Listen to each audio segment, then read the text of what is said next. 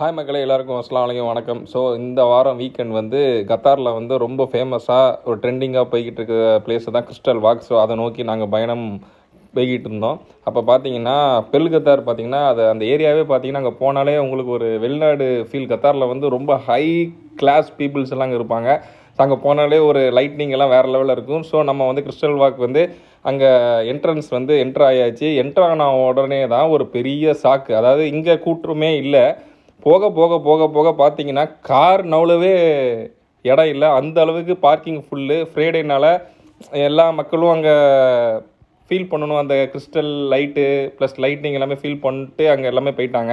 So நான் என்ன பண்ணேன் பார்த்தீங்கன்னா, காரில் இருந்துக்கிட்டே எல்லா வீடியோ எடுத்து உங்களுக்காண்டி சரி காமிச்சிருவோம். அதாவது என்னென்னா, நீங்கள் என்னோடய ரெக்கமெண்டேஷன் நீங்கள் போகணும்னா ஃப்ரைடே சாட்டர்டே இல்லாமல் வீக் டேஸில் போங்க. ஸோ நாங்கள் டிஸ்அப்பாயின்மெண்ட்டோட கார்லேயே இருந்து எல்லா பிளேஸையும் பார்த்துட்டு போனோம்.